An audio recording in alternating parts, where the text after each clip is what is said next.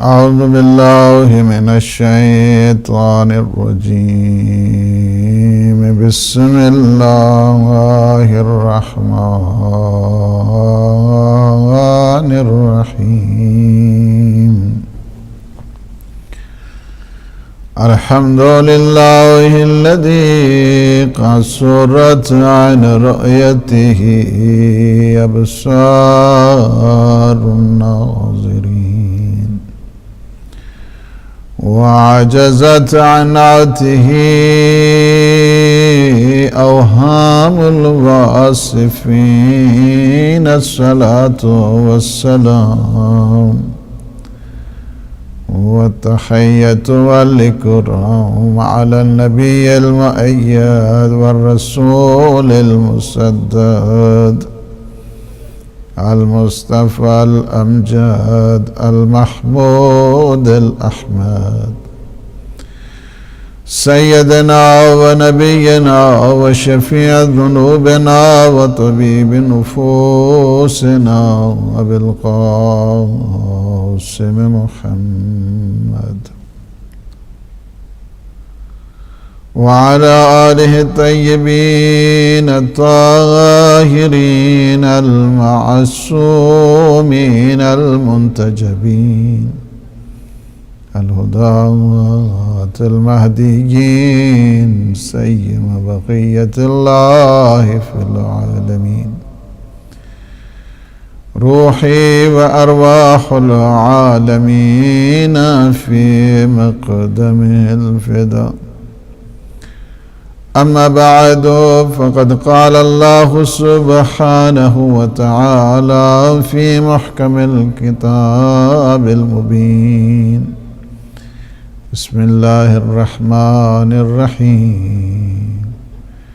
إن هذا القرآن يهدي للتي هي أقوم. آج کی یہ مجلس ترحیم ہے مرحوم یاسین احمد اور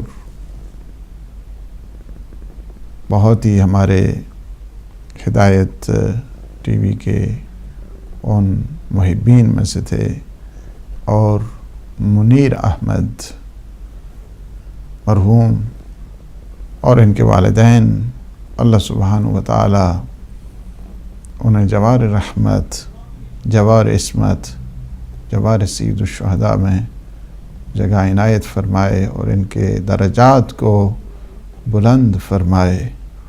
انہیں کروٹ کروٹ اللہ سبحانہ و تعالی جنت نصیب فرمائے.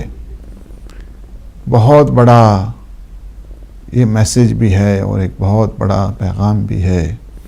انسان کو اپنی حیثیت اور شرف، اس کی طرف ایک بہت بڑا پیغام ہے کہ انسان جی کر بھی ایک دن اسے اللہ سبحانہ و تعالی کے حضور پیش ہونا ہے، بارگاہ الہی میں اسے آنا ہے. ہم نے اس دنیا میں کہ جو اللہ سبحانہ و تعالی نے ہمیں فرصتیں دی ہیں، ہمیں اپرچونٹیز دی ہیں تاکہ ہم اپنی اصلاح کر سکیں، تاکہ ہم اپنا تزکیہ کر سکیں، تاکہ ہم سعادت کی زندگی گزار سکیں. اور حضور اکرم صلی اللہ علیہ وآلہ وسلم نے ہماری سعادت اور ہمارے شرف کے لیے فرما دیا کہ میں تمہاری ہدایت کے لیے، تمہاری گائیڈنس کے لیے، تمہاری نجات کے لیے، تمہاری سعادت کے لیے دو گراں بہا چیزیں چھوڑے جا رہا ہوں. انی تارکن فیکم الثقلین کتاب اللہ وعطرتی اہل بیتی ما ان تمسکتم بہما لن تضلوا بعدی ابدا حتی یرد علی الحوض. کہ میں تمہاری سعادت کے لیے، تمہاری ہدایت کے لیے، تمہاری رہنمائی کے لیے، تمہاری سالویشن کے لیے، تمہاری نجات کے لیے دو گراں بہا چیزیں چھوڑے جا رہا ہوں. اگر تم نے ان کے ساتھ تمسک رکھا، وہ دو گراں بہا چیزیں کیا ہیں؟ ایک قرآن ہے اور ایک اہل بیت ہے. ایک قرآن ہے، ایک عطرت طیبہ ہے. ما ان تمسکتم بہما، اگر تم نے ان دونوں کے ساتھ تمسک رکھا۔ پیغمبر کو خبر ہے اس بات کے لیے کہ میرے بعد کیا ہونے والا ہے، میرے بعد یہ لوگ کیا کریں گے، میرے بعد اس قرآن کے ساتھ کیا سلوک ہوگا، میرے بعد اہل بیت کے ساتھ کیا سلوک ہوگا۔ اور حضور نے فرما دیا دیکھنا میں حوض کوثر پر تم سے پوچھوں گا کہ اس قرآن کے ساتھ تمہارا رویہ کیسا رہا، اہل بیت کے ساتھ تمہارا سلوک کیسا رہا، لہٰذا ہوشیار ہو کے خبردار ہو کے زندگی گزارنی ہے تم نے۔ ما ان تمسکتم بہما لن تضلوا بعدی ابدا حتی یرد علی الحوض۔ ان دونوں میں کوئی اختلاف نہیں ہے، ان دونوں میں کوئی فرق نہیں ہے، ان دونوں میں کوئی کسی قسم کا جو ڈسپیوٹ کہا جائے، قرآن اور اہل بیت ان کا حکم واحد ہے، یہ آپس میں ان کا اتحاد ہے۔ ایک قرآن صامت کی صورت میں ہے، ایک قرآن ناطق کی صورت میں ہے۔ اسی لیے تو ہے لن یفترقا، ان میں کسی قسم کا کبھی اختلاف نہیں پاؤ گے، کبھی جدائی نہیں پاؤ گے، کبھی ڈسپیوٹ نہیں پاؤ گے۔ حتی یرد علی الحوض، یہاں تک کہ تم میرے پاس حوض کوثر پہنچ جاؤ گے۔ یہ بات بتا دی سارے مسلمانوں کو واشگاف انداز کے ساتھ، علل اعلان طور پر اس بات کو سمجھا دیا سارے مسلمانوں کے لیے، قرآن سے دور نہ ہونا، اہل بیت سے دور نہ ہونا۔ تم اگر اپنی نجات چاہتے ہو، تم اگر اپنی حیات چاہتے ہو، تم اگر اپنا سلسلے آئین چاہتے ہو، تو تمہیں چاہیے کہ قرآن اور اہل بیت کے سائے میں تمہیں زندگی گزارنی ہے۔ ہمیں اس بات کی طرف توجہ دینے کی ضرورت ہے۔ اسی وجہ سے تو فرما دیا کہ اگر ہر طرف سے ظلمتوں کی گھٹائیں چھا جائیں، ہر طرف سے اگر تاریکیاں چھٹ جائیں، تاریکیاں چھا جائیں، تو تمہیں کیا کرنا چاہیے؟ ان تاریکیوں میں قرآن کو تلاش کرو، قرآن کے سائے میں آ جاؤ۔ اسی لیے فرمایا، اسی لیے یہ بھی حدیث فرمایا کہ میرے بعد فتنوں کی آگ بھڑکے گی، فتنوں کی آگ، کئی قسم کے فتنے میرے بعد آئیں گے۔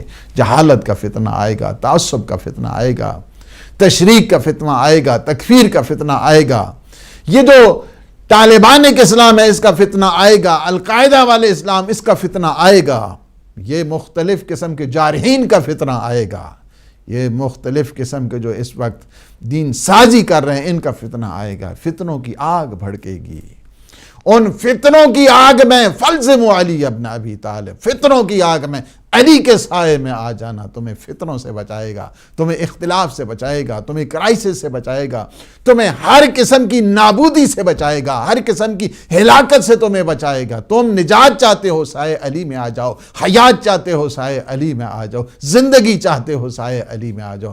جس طرح قرآن سعادت کا معیار ہے، جس طرح قرآن حیات کا میزان ہے، جس طرح قرآن انسان کی آخرت اور دنیا کو آباد کرتا ہے، اسی طرح سائے امیر المومنین اہل بیت علیہ السلام بھی اسی طرح ہے۔ فتنوں کی جب آگ آ جائے، فتنوں کی آگ جب بھڑک اٹھے، تو فتنوں کی آگ میں سائے علی میں آ جانا، علی کے دامن کو پکڑنا، تمہیں کبھی بھی اس نابودی کی طرف، ہلاکت کی طرف، بے راہروی کی طرف، کجروی کی طرف کبھی تمہیں نہیں جانے دیں گے، اس لیے کہ علی کا سایہ ایک قسم کی ڈھال ہے، علی کا سایہ ایک قسم کی سپر ہے۔ جو سایہ امیر المومنین میں آ جاتا ہے اسے حیات واقعی مل جاتی ہے، جو سایہ امیر المومنین میں آ جاتا ہے اسے سعادت دنیاوی ملتی ہے، سعادت اخروی ملتی ہے۔ تو بس کیا ہے کہ چاہیے کہ ہمیں وہ قرآن اور اہل بیت علیہم السلام کا سایہ کہ جو پیغمبر اسلام ایک کوڈ آف لائف ہمیں دے کر گئے ہیں، ایک انسٹرکشن دے کر گئے ہیں، ایک آئیڈیالوجی دے کر گئے ہیں، ایک پرسیپشن دے کر گئے ہیں، ایک ہمارے لیے نقطہ نگاہ کو متعین کر کے گئے ہیں کہ تمہیں اسی طرح نہیں چھوڑے جا رہا ہوں کہ تمہارا کوئی سرپرستی نہ ہو، تمہیں اسی طرح چھوڑے نہیں جا رہا ہوں کہ تمہارا کوئی گائیڈ ہی نہ ہو، میں تمہارے لیے رہنما متعین کر کے جا رہا ہوں، مقتدا متعین کر کے جا رہا ہوں، اسی طرح نہیں جا رہا ہوں۔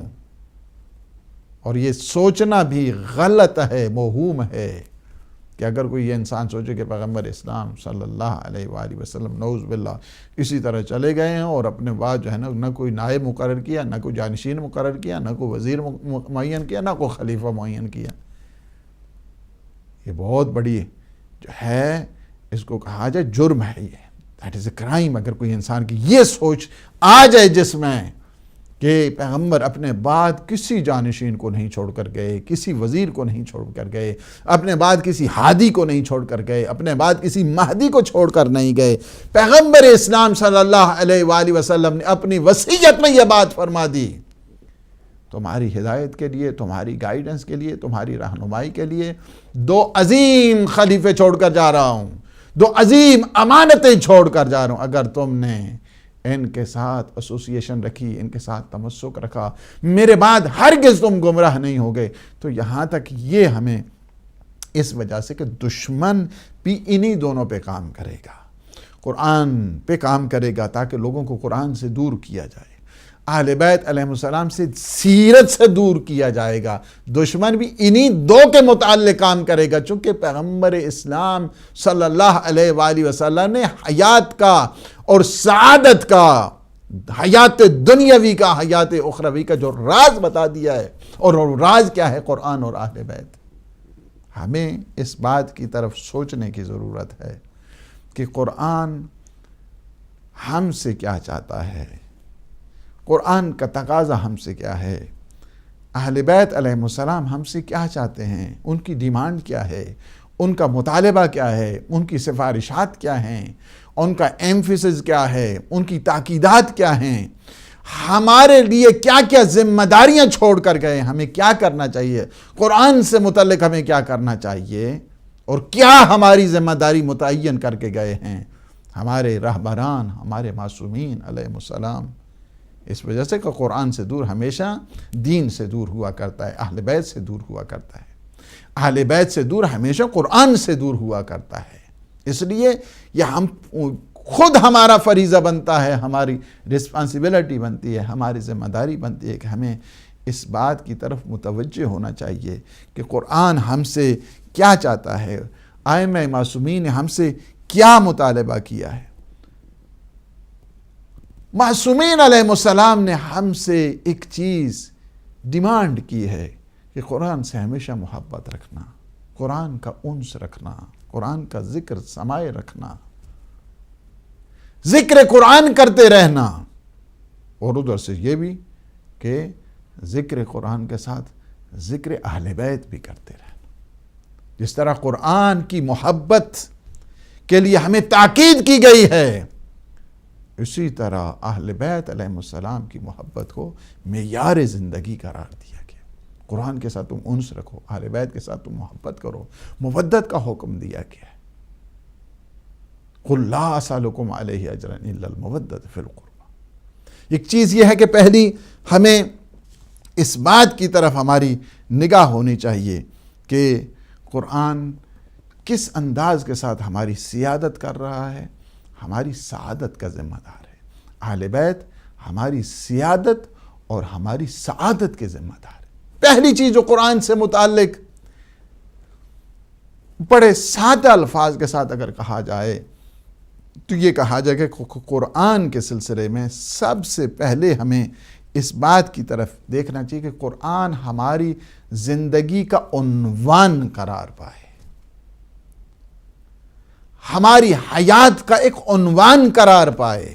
یعنی یہ نہیں ہے کہ ہم اس کو ایک قسم کا آپشنل سبجیکٹ سمجھ کے بس اسی طرح ٹھیک ہے جی، پڑھ لیے تو ٹھیک ہے، نہ پڑھا تو ٹھیک ہے، سمجھ لیے تو ٹھیک ہے، نہ سمجھا تو ٹھیک ہے. نہیں، یہ نہیں ہونا چاہیے. ہمارا محل زندگی بننا چاہیے. قرآن ہمارا عنوان حیات بننا چاہیے.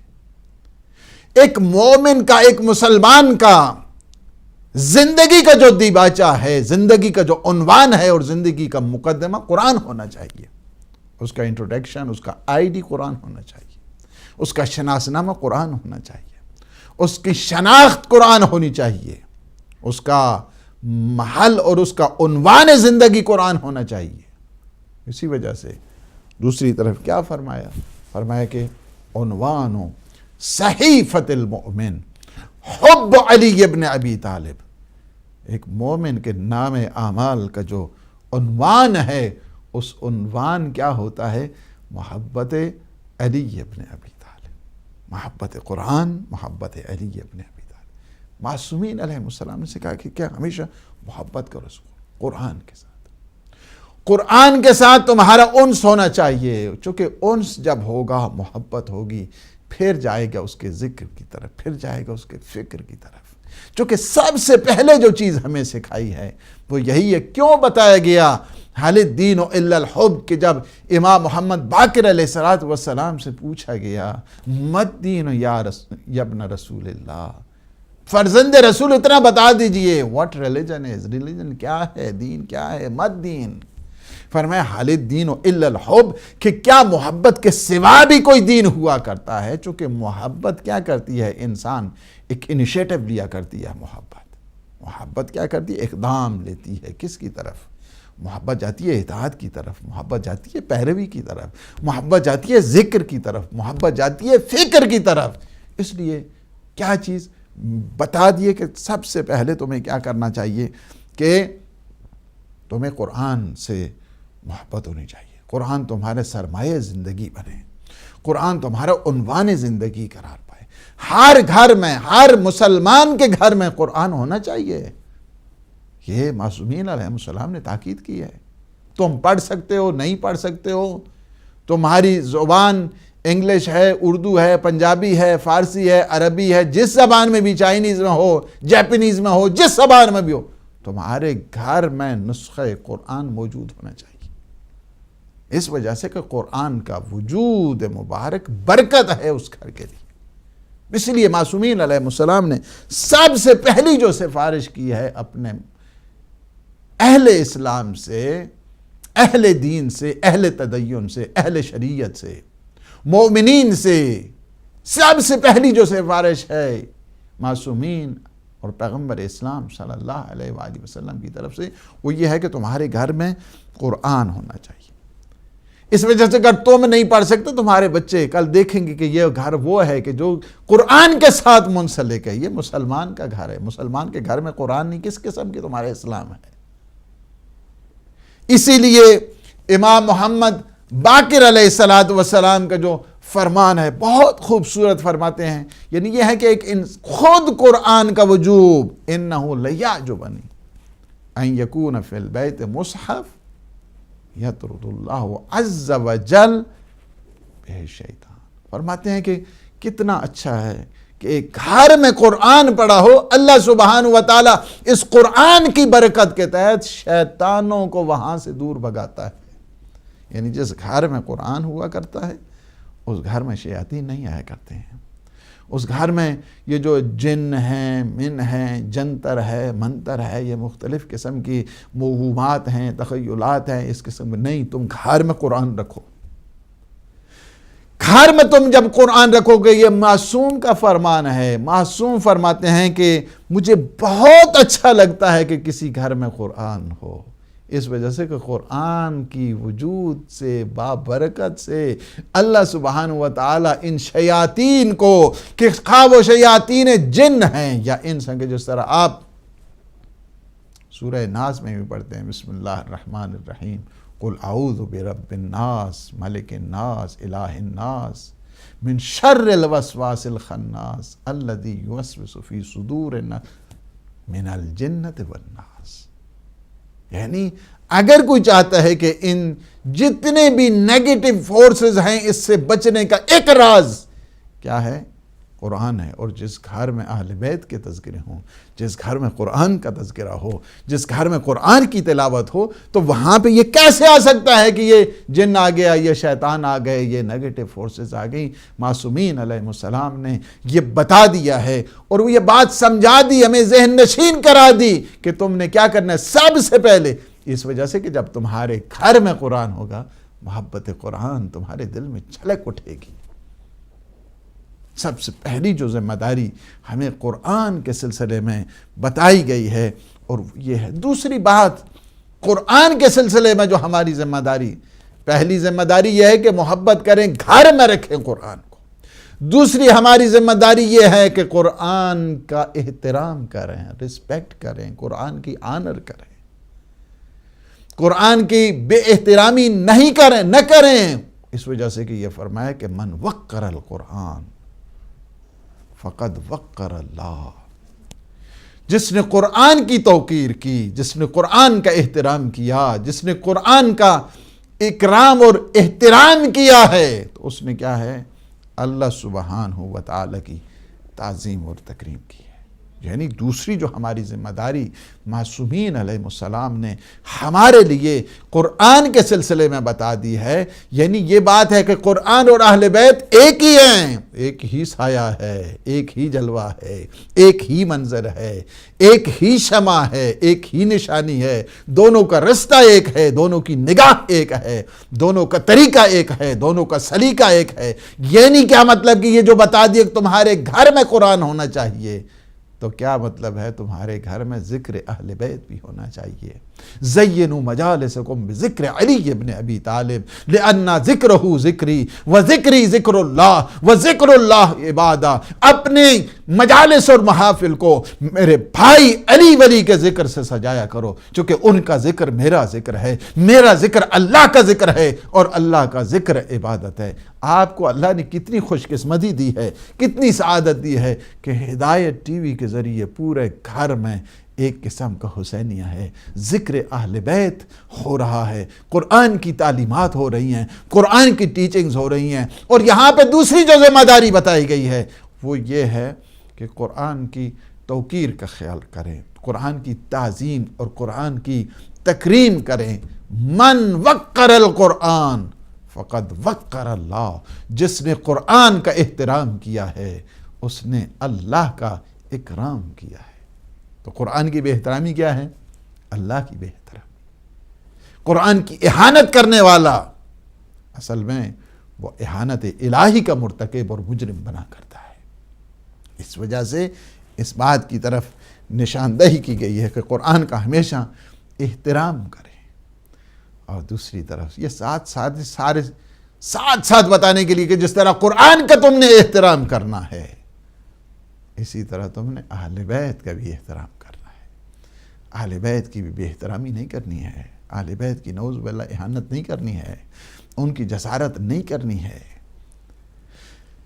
قرآن اور اہل بیت اسی وجہ سے فرمائے کہ من سب علی فقد سبنی، کہ جو گستاخی علی کرتا ہے، علی کو ناسزا کہتا ہے، فقد سبنی، یہ مسلم الثبوت جو حدیث ہے، طرفین نے جس کو نقل کیا ہے اور لکھ دیا ہے کہ من سب علی، کہ جو علی کو ناسزا کہتا ہے اس نے رسول خدا کی توہین کیا، اہانت کی ہے، اس نے رسول خدا کی ناسزا کہی ہے۔ تاریخ میں انہوں نے کس نے ناسزا کہا ہے؟ 40,000 ممبروں پر۔ تو وہ اسے کیا پتا ہے کہ نقش رسول کیا ہے، اسے کیا پتا ہے سیرت مصطفیٰ کیا ہے، اسے کیا پتا ہے قرآن کیا ہے، اسے کیا پتا ہے اہل بیت علیہ السلام کیا ہے۔ تو دوسری جو ذمہ داری ہماری لکھی گئی ہے، دوسری جو ذمہ داری ہماری بتائی گئی ہے قرآن سے متعلق، وہ یہ ہے کہ قرآن کا احترام کریں، قرآن کا اکرام کریں، قرآن کی تعظیم کریں، قرآن کی توقیر کریں۔ جب آپ قرآن کا احترام کریں تو گویا خدا کے، چونکہ قرآن کیا ہے؟ the words of اللہ سبحانہ و تعالی۔ قرآن کیا ہے؟ اہل بیت علیہ السلام کا ساتھ جڑا ہوا اہل بیت کے قصیدے کا نام ہے۔ قرآن کیا ہے؟ اللہ سبحانہ و تعالی کا سخن ہے۔ یہ سخن ہے لفظی صورت میں، یہ سخن ہے تصویری صورت میں، کہ جو اہل بیت علیہ السلام کی صورت میں موجود ہے۔ یہ بھی کیا ہے؟ وہ سخن قولی ہے، یہ سخن فعلی ہے، یہ تصویری صورت میں ہے، یہ مجسم صورت میں ہے، وہ الفاظ کی صورت میں ہے، یہ تفصیل کی صورت میں ہے، وہ اجمال کی صورت میں ہے، یہ تفصیل کی صورت میں ہے، وہ قول کی صورت میں ہے، یہ فعل کی صورت میں ہے۔ تو یہ بات بتا دی کہ ہمیشہ قرآن کا احترام کرنا ہے۔ اور تیسری چیز ہمیں معصومین علیہ السلام نے قرآن سے متعلق یہ بتا دی ہے کہ اگر کوئی قرآن نہیں پڑھ سکتا تو اسے کیا چاہیے؟ قرآن نہیں پڑھ سکتا تو قرآن کی طرف نگاہ کرے قرآن کی طرف۔ جب تم قرآن کی طرف نگاہ کرو گے، قرآن کے الفاظ کو دیکھو گے، قرآن کے حاشیے کو دیکھو گے، قرآن کی ان لکیروں کو دیکھو گے، قرآن کے ان خطوط کو دیکھو گے، ان لائنز کو دیکھو گے، تو تمہیں اللہ ثواب دے گا۔ النظر الی المصحف عبادہ، قرآن کی طرف نگاہ کرنا عبادت ہے۔ یہ نہیں کہا کہ اگر تم قرآن نہیں پڑھ سکتے تو یہ بہانہ مت بنانا کہ چونکہ ہمیں قرآن پڑھنا نہیں آتا تو رکھنے کی کیا ضرورت ہے؟ چونکہ ہمیں قرآن پڑھنا نہیں آتا تو ہم کیا کر سکتے ہیں؟ اس لیے معصومین علیہ السلام نے کیا فرما دیا ہے کہ قرآن تمہارا متن زندگی قرار پائے، تو قرآن تمہارا آئین زندگی بنے، قرآن تمہارے گھر میں موجود رہنا چاہیے، تم ہمیشہ قرآن کا احترام کرتے رہنا۔ اور پھر اگر تم پڑھ نہیں سکتے ہو قرآن، تمہاری وہ لینگویج نہیں ہے، تم نے وہ سیکھا نہیں ہے، اب تم یہ کہو، یا ایک نیا مسلمان ہو جاتا ہے، وہ کہتا ہے میں قرآن نہیں پڑھ سکتا ہوں، عربک نہیں پڑھ سکتا ہوں، تو پھر کیا ہے؟ اس کے لیے کیا سلوشن اسلام نے دیا ہے؟ اس کے لیے کیا اسلام نے لاہ عمل دیا ہے؟ اس کے لیے اسلام نے، معصومین علیہ السلام نے نقشہ کھینچ دیا ہے اسلام کا۔ فرماتے ہیں کہ تم نہیں پڑھ سکتے ہو، قرآن کے لفظوں کی طرف نگاہ کرو، قرآن کے الفاظ کی طرف نگاہ کرو، قرآن کے ان حروف کی طرف نگاہ کرو۔ یہ تمہارا قرآن کے حروف کو نگاہ کرنا، ہم اسے عبادت بنا دیں گے۔ قرآن کے حروف، قرآن کو دیکھنا عبادت ہے، قرآن کو دیکھنا عبادت ہے۔ اسی لیے ہے، جس طرح قرآن کو دیکھنا عبادت ہے، اسی طرح فرمائے کہ النظر الی علی عبادہ، یا دوسری روایت میں النظر الی وجہ علی ابن ابی طالب عبادہ، علی کی طرف دیکھنا عبادت۔ یہاں پہ یہ ہے کہ آپ نے ہاتھوں کی طرف دیکھا تب بھی عبادت الہی شمار ہو گئی، آپ نے محاسن کی طرف دیکھا تب بھی عبادت الہی شمار ہوگی، آپ نے سر اقدس کو دیکھا تب بھی عبادت الہی شمار ہوگی۔ اس وجہ سے کہ النظر الی علی عبادہ، جس پاؤں، اگر علی کے پاؤں کی طرف بھی تم نے دیکھا تو یہ بھی عبادت الہی شمار ہو جائے گی۔ النظر الی علی عبادہ مطلق ہے، وجود مبارک امیر المومنین، اور دوسری جو اسپیسیفک کر دیا ہے النظر الی وجہ علی ابن ابی طالب عبادہ، کہ علی کے چہرے کی طرف دیکھنا عبادت ہے۔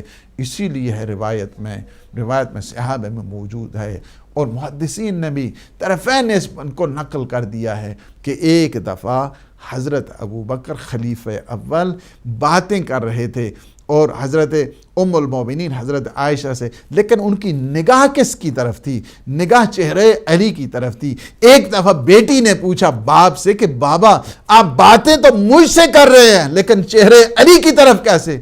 فرمایا کہ بیٹی تمہیں خبر نہیں کہ پیغمبر نے کیا فرمایا ہے؟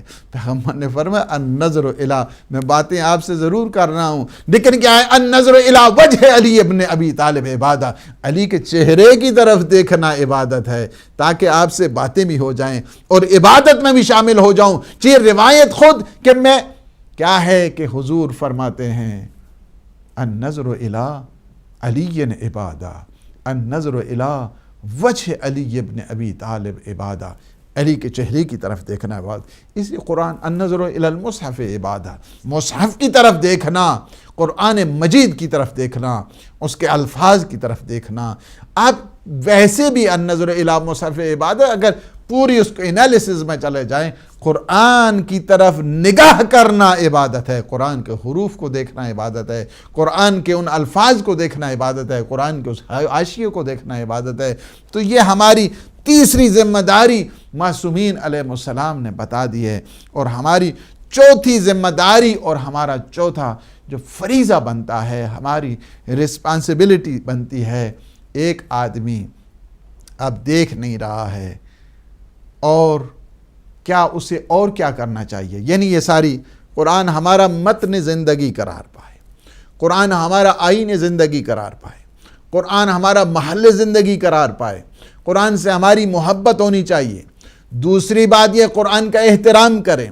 تیسری بات یہ ہے کہ قرآن کے متعلق ہمیں یہ دیکھنا چاہیے کہ قرآن کی طرف نگاہ کرنا بھی عبادت ہے۔ اگر ہم نہیں پڑھ سکتے تو کیا ہم قرآن کی طرف دیکھیں گے؟ قرآن کی طرف تم دیکھو گے تب بھی عبادت بن جائے گا۔ اور ہمارا چوتھا فریضہ اور رسپانسبلٹی معصومین علیہ السلام نے یہ بتا دی ہے کہ اگر تم نہیں پڑھ سکتے اور تم نہیں سیکھے ہوئے قرآن کو، تو تمہیں چاہیے کہ کوئی قاری بٹھا دے، کوئی آدمی قرآن پڑھے، تم اس قرآن کو سنو۔ قرآن سننا عبادت، قرآن کو دیکھنا عبادت۔ یعنی جس طرح فرمایا کہ تم نہیں پڑھ سکتے ہو، قرآن کو دیکھ لو۔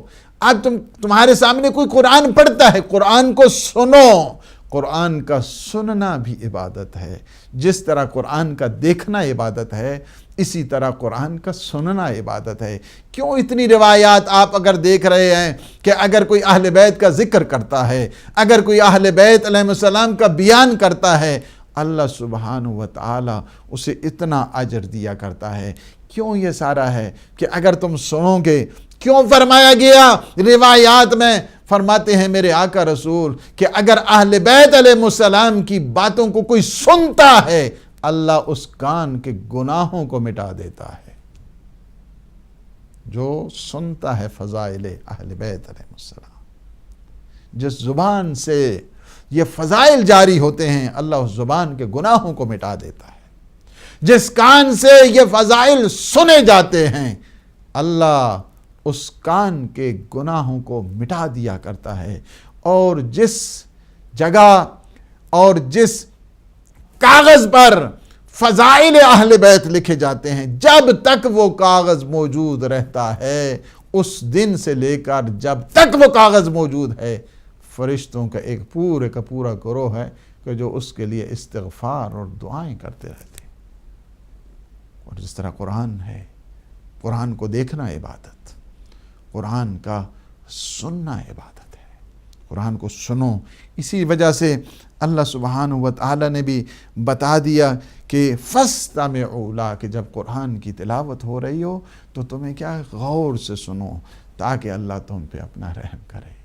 یعنی ایک چیز کہ جو اللہ سبحانہ و تعالی کسی پہ اپنی رحمتیں نازل کرتا ہے، برکتیں نازل کرتا ہے، blessing and bounties of Allah سبحانہ و تعالی کسی پہ اللہ جب ریویل کرتا ہے، نازل کیا کرتا ہے، اس وقت یہ ہے کہ قرآن پڑھا جا رہا ہو اور یہ سن رہا ہو۔ اور دیکھیے روایت میں امام جعفر صادق علیہ السلام فرماتے ہیں من استمع حرفا من کتاب اللہ من غیر قراءت، ایک آدمی نہیں پڑھ سکتا ہے لیکن وہ کیا ہے، قرآن سن رہا ہے۔ فرماتے اگر کوئی قرآن کے ایک لفظ کو سنتا ہے، دیکھیے غور کریں غور کریں، اگر کوئی قرآن نہیں پڑھ رہا ہے، قرآن کیا ہے، نہیں پڑھ رہا ہے یا نہیں پڑھ سکتا ہے لیکن قرآن کے سن رہا ہے، فرمائے کوئی ایک لفظ قرآن کا، اونلی سنگل ورڈ، اگر وہ قرآن کا سن رہا ہے تو روایت میں یہ ہے کتب اللہ لہ حسنۃ، اللہ اس کے لیے ایک نیکی لکھ دیتا ہے۔ ایک قرآن کا لفظ تم نے سنا، ایک نیکی اللہ نے لکھ دی، ایک ومحا عنہ سیئۃ، اور پھر کیا ہے کہ اللہ اسے ایک نیکی عطا کرتا ہے، ایک گناہ مٹا دیتا ہے، ورفع لہ درجۃ، اور اللہ اس کے ایک درجے کو بلند کر دیتا ہے، اس کی عظمتیں بلند ہوتی جاتی ہیں، اللہ اس کے گناہوں کو مٹاتا جاتا ہے، اور اللہ سبحانہ و تعالی ہر لفظ کے بدلے میں ایک ایک نیکی عطا کرتا ہے، ہر لفظ کے بدلے میں ایک گناہ مٹاتا ہے، ہر لفظ کے بدلے میں ایک درجے کو اس کے لیے بلند کرتا ہے، اس کے مقام بلند ہوتا ہے۔ مقام شامخ انسان کو چاہیے تو قرآن سنیں۔ اگر کسی کے درجات چاہتا ہے کہ میرے درجات بلند ہوں، اسے چاہیے کہ وہ قرآن سنیں۔ کوئی چاہتا ہے کہ اس کے گناہ مٹ جائیں تو اسے چاہیے قرآن سنیں۔ اگر کوئی چاہتا ہے اس کی نیکیوں میں اضافہ ہو تو اسے چاہیے قرآن سنیں۔ اسی وجہ سے آپ اگر اہل بیت علیہ السلام کا بھی تذکرہ کرتے ہیں، یہی جو روایات ہیں اس کے اتنے فضائل لکھے گئے ہیں کہ جس جگہ پہ ذکر اہل بیت ہوا کرتا ہے اس جگہ سے ایسی خوشبو آتی ہے، حتیٰ فرشتوں کا جب ہجوم ہوتا ہے، فرشتے جب اس مجلس سے اٹھ کر چلے جاتے ہیں آسمانوں کی طرف، دوسرے فرشتے بھی ان سے پوچھا کرتے ہیں آج آپ سے عجب خوشبو آ رہی ہے۔ کہا تمہیں پتہ نہیں آج ہم ذکر اہل بیت میں شامل تھے۔ کہا کہ ذکر اہل بیت جاری ہے؟ کہا نہیں، لوگ اٹھ کے چلے گئے ہیں۔ کہا اٹھ کے چلے گئے، ہمیں اس جگہ کا ایک دفعہ زیارت کرا دو جہاں پہ یہ ذکر اہل بیت ہوا ہے۔ یہ شان ہے قرآن کی، یہ شان ہے اہل بیت علیہ السلام کی۔ یعنی کیا کرنا ہے؟ قرآن کے ساتھ محبت کرنی ہے، اہل بیت کے ساتھ مودت رکھنی ہے، قرآن کا احترام کرنا ہے، اہل بیت کا احترام کرنا ہے، قرآن کی طرف دیکھنا عبادت ہے، اہل بیت کے چہرے کی طرف دیکھنا عبادت ہے، اور قرآن کا سننا عبادت ہے۔ اور اہل بیت علیہ السلام کا ذکر سننا بھی عبادت ہے۔ یہ ہماری چوتھی جو ذمہ داری ہے، قرآن اور اہل بیت علیہ السلام کے فرمان کے تحت یہ بات بتا دی گئی ہے۔ اور ہماری پانچویں ذمہ داری یہ ہے کہ قرآن کی تعلیم حاصل کریں، اپنے آپ کو ایجوکیٹ کریں قرآن کے سلسلے میں۔ قرآن کی جو ایجوکیشن ہے ہر ایک کے اوپر، خیرکم من تعلم القرآن وعلمہ، تم میں سے بہترین، پیغمبر اسلام صلی اللہ علیہ وآلہ وسلم فرماتے ہیں تم میں سے بہترین شخص وہ ہے کہ جو خود بھی قرآن پڑھے اور دوسروں کو بھی قرآن کی تعلیم دے، بہترین شخص۔ اسی طرح اہل بیت علیہ السلام کے سلسلے میں ان کی سیرت کے متعلق، ان کے لائف سٹائل کے متعلق، ان کی تعلیمات کے متعلق، اس وجہ سے کہ جس طرح قرآن کی تفسیر کی ضرورت ہے، اسی طرح ائمہ معصومین علیہ السلام کے فرمودات کی تفسیر کی ضرورت ہے۔ ایجوکیٹ کرنا چاہیے، ان کی پاک سیرت کی طرف انسان کو جانا چاہیے۔ جس طرح ان کا ذکر عبادت ہے، جس طرح ان کی فکر عبادت ہے، جس طرح ان کا سننا عبادت ہے، جس طرح ان کے دیکھنا عبادت ہے، اسی طرح ان کی تعلیمات بھی ہمارے لیے، معصومین علیہ السلام نے کیا فرما دی؟ تعلیمات قرآن، تعلیمات اہل بیت علیہ السلام کی طرف، اس لیے کہ تاکہ دیکھو، اسی طرح امام جعفر صادق علیہ السلام فرماتے ہیں کہ ینبغی للمؤمن ان لا يموت حتی یتعلم القرآن، مومن کے لیے کیا ہے؟ زوار اس وقت تک نہ مرے، یعنی اپنے مرنے سے پہلے انتظام کر لے۔ کس چیز کا؟ قرآن کی تعلیم کا، قرآن لکھنا، قرآن پڑھنا، قرآن سننا، قرآن کی جو تفسیر ہے اس کی طرف جانا۔ یہ اچھا نہیں ہے کہ ایک مومن کے لیے کہ ایک مومن اسی طرح اس دنیا سے اٹھ جائے کہ جب کہ وہ تعلیم قرآن سے غافل رہا ہو۔ فرمایا کہ نہیں، مومن مرنے سے پہلے یا تو یہ ہے کہ قرآن کی تعلیم، یا اس قرآن کی تعلیم میں اس کی زندگی گزرے۔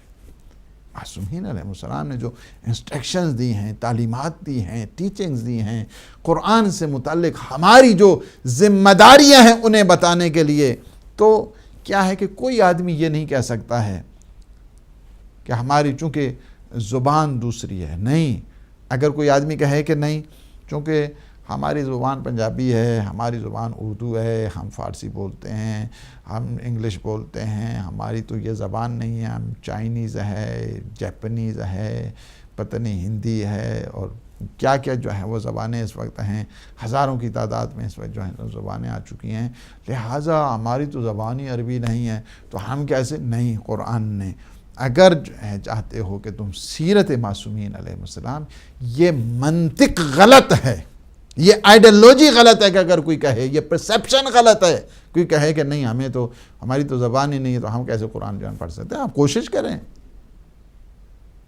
you have to do strive and struggle، یہ اسٹرگل کریں اپنی زندگی میں، اسٹرگل کریں، اسٹرائیو کریں اپنی زندگی میں قرآن کے دان۔ قرآن مشکل نہیں ہے، قرآن آپ تھوڑا تھوڑا کر کے، یہ اس میں کوئی ایج گروپ بھی نہیں ہے کہ ہاں بچے ہیں، جوان ہیں، بوڑھے ہیں، کس سن و سال میں ہیں، جس سن و سال میں بھی تم ہو، تمہیں چاہیے کہ تم قرآن کی طرف آؤ اور قرآن کی تعلیم حاصل کرو، قرآن کو سیکھو، قرآن کا پڑھنا سیکھو، قرآن کا ذکر کرنا سیکھو۔ یہ نہیں ہے کوئی کہہ سکتا ہے کہ چونکہ ہماری تو زبان ہی نہیں ہے لہٰذا ہمیں کوئی ضرورت نہیں۔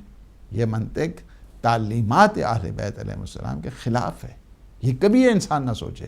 آپ کو اگر عربی نہیں آتی ہے، قرآن نہیں آتا، آپ چلے جائیں کسی عالم کے پاس، ایسے آدمی کے پاس چلے جائیں کہ جو قرآن تمہیں سکھائے۔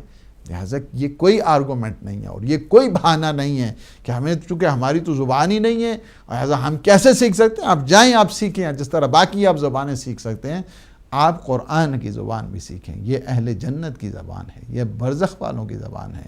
کل آپ نے برزخ کی طرف جانا ہے، کل آپ نے اگر آپ نہیں سیکھیں گے قرآن، پھر آپ کبھی توقع نہ رکھیں کہ میری نماز وحشت بھی ہوگی۔ اس وجہ سے نماز وحشت کے لیے سورہ انا انزلنا چاہیے، نماز وحشت کے لیے آیت الکرسی چاہیے۔ یہ دونوں قرآن میں ہیں، آپ کو یاد کرنا ہوگا، آپ کو دیکھنا ہوگا۔ اس لیے یہ تعلیمات بتا دی ہیں کہ ہمیشہ تم نے کیا کرنا ہے، تعلیمات قرآن کی طرف آنا ہے۔ اور پھر جس طرح پیغمبر اسلام صلی اللہ علیہ وآلہ وسلم کیا خوبصورت حدیث ہے، فرماتے ہیں اے سلمان فارسی، سلمان فارسی رضوان اللہ تعالی علیہ فرماتے ہیں یا سلمان علیک القرآن، فرماتے ہیں اے سلمان علیک بقراءۃ القرآن، تم نے کیا کرنا ہے؟ قرآن کو پڑھنا ہے۔ فإن قراءته کفارۃ للذنوب، اس لیے کہ قرآن کا پڑھنا گناہوں کا کفارہ بن جایا کرتا ہے۔ جو انسان قرآن کو پڑھتا ہے اس کے گناہ مٹ جایا کرتے ہیں، جو شخص قرآن کو پڑھتا ہے اس کے گناہوں کا کفارہ بن جایا کرتا ہے۔ یہ قرآن کا پڑھنا، recitation of the holy book of Allah سبحانہ و تعالی۔ اسی لیے اولاد کے لیے بھی والدین کے ان فرائض میں سے قرار دیا ہے کہ تم نے 3 چیزیں اپنے بچوں کو سکھانی ہیں۔ ان میں سے کیا ہے؟ حب نبیکم، اپنے نبی کی محبت ان کے دلوں میں جنریٹ کرو، اپنے بچوں کے دلوں میں محبت نبی پیدا کرو، وحب اہل بیت ہی، اور اہل بیت علیہ السلام کی محبت ان کے دلوں میں جاگزیں کرو، وتلاوت القرآن and the recitation of holy book of اللہ سبحانہ وتعالی، اور تمہیں چاہیے کہ قرآن کی تلاوت انہیں سکھاؤ، تلاوت قرآن۔ اس وجہ سے کہ جب ایک انسان قرآن کی تلاوت کرتا ہے، قرآن کی قرأت کرتا ہے، ہر ورڈز کے بدلے میں، ہر لفظ کے بدلے میں، ہر حرف کے بدلے میں اللہ سبحانہ وتعالی اسے اجر دیا کرتا ہے، درجات کو بلند کیا کرتا ہے، گناہوں کو مٹا دیا کرتا ہے۔ تو یہ ہمارا جو فریضہ ہے 5واں، یہی ہے کہ قرآن کو پڑھیں اور قرآن کو سیکھیں، قرآن کو دوسروں کو سکھائیں۔ امام محمد باقر علیہ السلام فرماتے ہیں انما شیعۃ علی، علی کے شیعہ میں ایک کوالٹی یہ ہے، انہیں جو ایٹریبیوٹس ہیں، صفات ہیں، ایک مومن کی خصلات ہیں، ایک مومن کی جو ایٹریبیوٹس ہیں ان میں سے ایک یہ ہے کہ وہ کثرت سے قرآن کی تلاوت کیا کرتا ہے۔ شیعہ علی کی the follower of the commander of the faithful، امیر المؤمنین علی ابن ابی طالب علیہ السلام کا چاہنے والا، ماننے والا، ان کا پیروکار، اس کی خصوصیت یہ ہے کہ وہ ہمیشہ قرآن کی زیادہ سے زیادہ تلاوت کیا کرتا ہے، نگاہ رکھتا ہے تلاوت، یہ اس کی صفات میں سے۔ اور پھر فرماتے ہیں کہ جس طرح متعدد جو روایات ہیں اس میں فرمایا گیا کہ القرآن عہد اللہ علی خلقی، یہ قرآن کیا ہے؟ عہد پروردگار ہے۔ جس طرح امامت عہد پروردگار ہے، اسی طرح قرآن بھی عہد پروردگار ہے۔ لا ینال عہد الظالمین، کہ یہ جو امامت ہے یہ میرا عہد ہے اور یہ ظالموں تک نہیں پہنچنے والا ہے، قرآن نے کہا دیا۔ اسی طرح روایات میں ہے کہ ان القرآن کیا ہے؟ عہد اللہ علی خلقی، یہ عہد پروردگار ہے، القرآن عہد اللہ علی خلقی، فقد ینبغی للمرء المسلم ان ینظر فی عہدہ وان یقرأ منہ فی کل یوم 50 آیۃ۔ لہٰذا ایک مسلمان کا فریضہ بنتا ہے کہ اللہ کے عہد کی طرف نگاہ کرے، اور کم از کم ایک مسلمان کو چاہیے 50 verses a day، کم از کم 50 آیتیں ہر روز پڑھے، ہر روز کیا ہے؟ 50 آیتیں ہر روز پڑھے قرآن۔ تو اہل بیت علیہ السلام نے جو سفارشات کی ہیں کہ کم از کم جو ہے وہ انہی تعلیمات میں، بات ہماری اس آخری مراحل میں ہے، وقت تمام ہو رہا ہے۔ چھٹی بات اور چھٹا فریضہ ہماری ذمہ داری یہ ہے کہ قرآن خوانی کے ساتھ ساتھ قرآن فہمی کی طرف، جو سب سے بڑی منزل ہے، سب سے بڑی منزل یہ ہے کہ ہم قرآن پڑھنے کے ساتھ ساتھ قرآن کو سمجھنے کی۔ اسی وجہ سے تو قرآن نے کہا افلا یتدبرون القرآن، یہ قرآن پہ کیوں نہیں اس قرآن پہ تدبر کرتے، اس قرآن کے متعلق کیوں نہیں فکر کرتے، یہ سمجھے کہ انسان قرآن مجھ سے مخاطب ہے، مجھے ایڈریس کر رہا ہے۔ اسی لیے ہے کہ جب ایک جوان، بالخصوص جوانوں کو چاہیے کہ جس طرح حدیث میں ہے کہ جوان جب قرآن پڑھتا ہے تو یہ قرآن کیا ہے؟ اس کے دل و جان، اس کے رگ و ریشے، اس کے لحم، اس کے خون، اس کے گوشت پوست میں شامل ہو جاتا ہے ہی تعلیمات قرآنی۔ یہ جس طرح روایات، جس طرح آپ دعائے ندوہ میں پڑھتے ہیں نا، امیر المومنین کے فضائل میں پیغمبر فرماتے ہیں کہ یہ ایمان تیرے گوشت اور خون میں شامل ہے، جس طرح میرے گوشت اور خون میں ایمان شامل ہے۔ اسی طرح فرماتے ہیں کہ جوان کے گوشت اور خون میں شامل ہو جاتا ہے، مختلط ہوتا ہے، مکس ہو جاتے ہیں یہ قرآن، کہ جب جوان اس قرآن کو پڑھتا ہے۔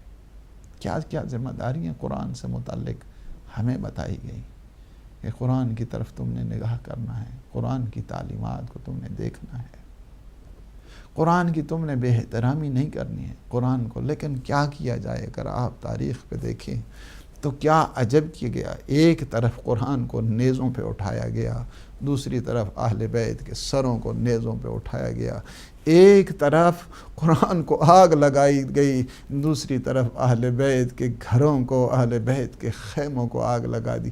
آج اگر مسلمان آ جاتے قرآن اور اہل بیت کے سائے میں تو اتنا یہ مسائل پیدا نہیں ہوتے تھے۔ اللہ سبحانہ و تعالیٰ سے دعا ہے کہ وہ ہمارے ان لمحات کو اپنی عبادت میں شمار فرمائے، ہمارے گناہوں سے عفو درگزر فرمائے۔ خدایا بحق محمد و آل محمد، ہمارے جتنے مؤمنین مومنات مریض ہیں بیمار کربلا کے صدقے میں، پروردگار تو انہیں صحت عطا فرما، سلامتی عطا فرما، شفاء کامل اور عاجلہ عطا فرما۔